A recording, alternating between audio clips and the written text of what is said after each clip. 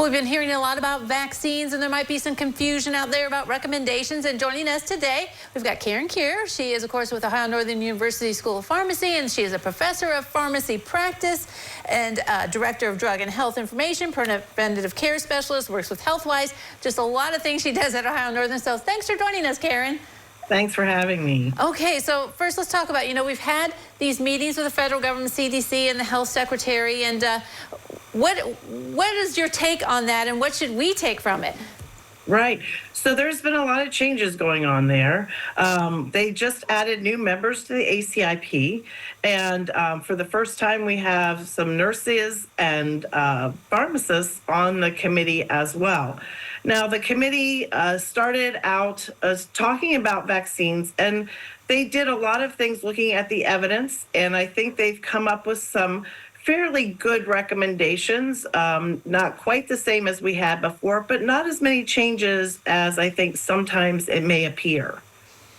Okay, so the bottom line is, should like a parent or even the adult talk to their doctor first when it comes to vaccines, or what do you think the recommendation should be, or what they recommended? I think with the pediatric population, the 6 months up to about 7 or 8 years, I think it's great to talk to their pediatrician or their pediatric nurse practitioner or physician assistant, because childhood vaccines can be very confusing. Now, the only thing they really changed is that they made the recommendation that the measles, mumps, and rubella vaccine be given separately from chickenpox. Before, there is a combination that had all 4 of those together. The vaccine had been FDA approved, has been used in different programs, including vaccine for children programs. However, it does slightly increase the risk of a febrile seizure. And so the recommendation coming out of the committee was for them to actually do MMR and then give chickenpox as a separate vaccine. But again, all the recommendations were talk to your practitioner.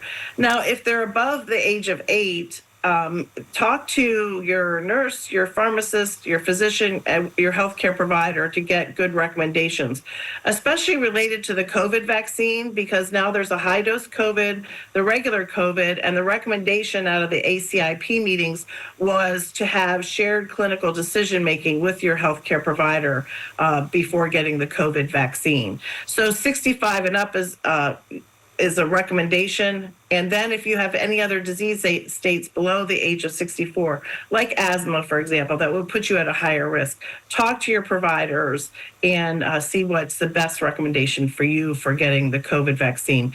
They didn't change the flu vaccine recommendations. So again, talk to your pharmacist, talk to your healthcare provider about getting that vaccine. And I think some of the confusion is, too, that people think, well, that means, the vaccines aren't available at all. And that's not true, right? The vaccines are still available. Oh, absolutely. We are stocked and ready. We have plenty of vaccine. We have flu vaccine, high-dose flu, COVID, and high-dose COVID vaccines available, as well as RSV for those 65 and older. Pediatric RSV is something that's also really important. Talk to your pediatrician, talk to your pediatric healthcare provider about RSV for 6 months and up. Mm-hmm. Because, you said they talked about the science. I mean, it's proven vaccines do work. I mean, we see these measles outbreaks and other outbreaks of things that, like, what do you mean? That's not around anymore. So we know that vaccines do work.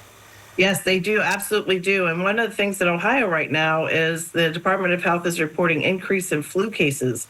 So another good reason to talk to your healthcare provider as flu season is starting to ramp up a little earlier than what we anticipate. All right, very good. Trying to keep us all healthy. Karen, thanks for the advice and giving us the way it went, and so we know what recommendations happen. So thanks for joining us. Thank you. All right, don't go away. New Edition continues in a moment.